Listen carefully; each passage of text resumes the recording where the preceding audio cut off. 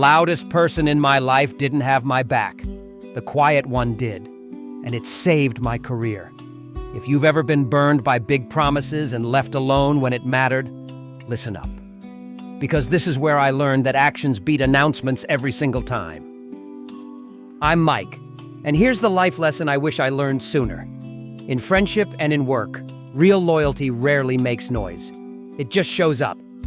Most of us juggling jobs, relationships, and the constant hustle know the ache of "I got you" texts that vanish when you actually need help.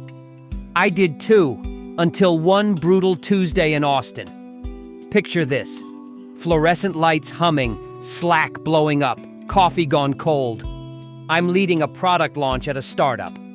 A competitor drops a surprise feature, and our demo crashes in front of a dozen clients. An hour later, someone leaks a message that makes it look like I ignored a bug report. Suddenly, my name is trending in the worst way on an internal thread. I can feel the room shift. The "We're family" guys? They go silent. One even posts, "We need accountability," like he's auditioning for sainthood. My chest tightens, hands shake, the floor might as well open. I can taste metal in my mouth. I'm spiraling when my phone buzzes once.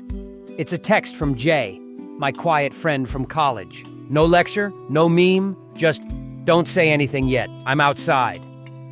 I step into the Texas heat, and he's there in a black hoodie, a bag of tacos, and a laptop. He doesn't ask me to explain.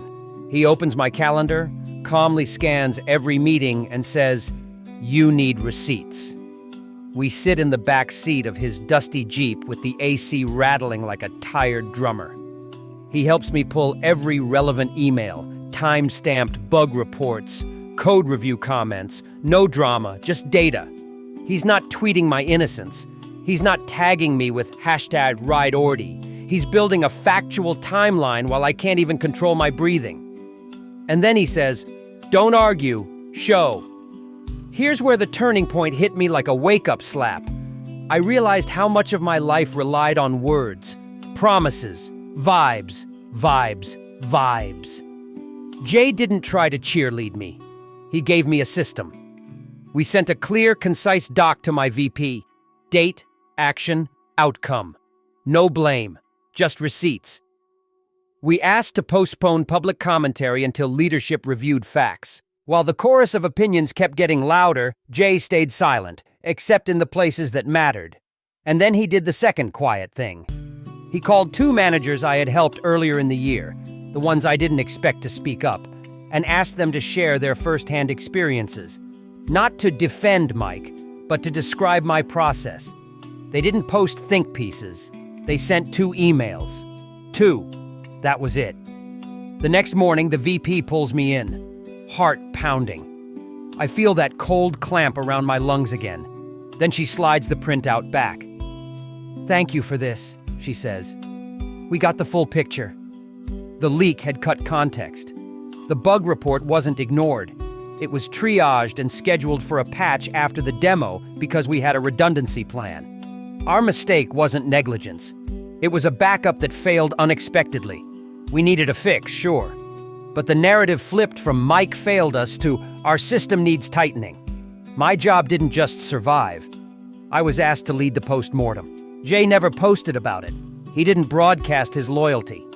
He went back to his life like it was just another Tuesday.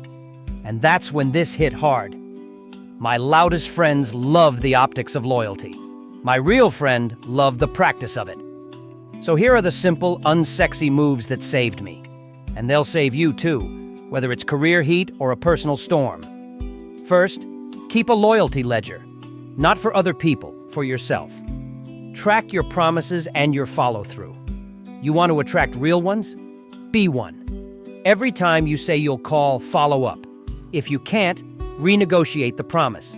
That tiny habit builds trust like compound interest. Second, test loyalty in low stakes.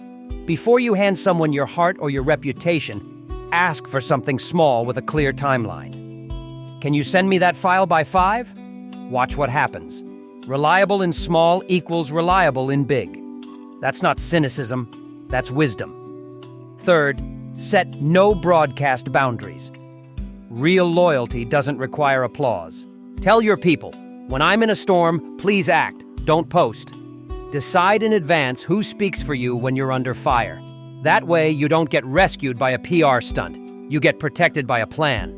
Fourth, practice the silent check-in. Don't wait for birthdays or victories. Text at 11 p.m. Just thinking of you. Need anything? Show up with soup, a ride, or a spreadsheet. We don't need more hype friends. We need logistics friends.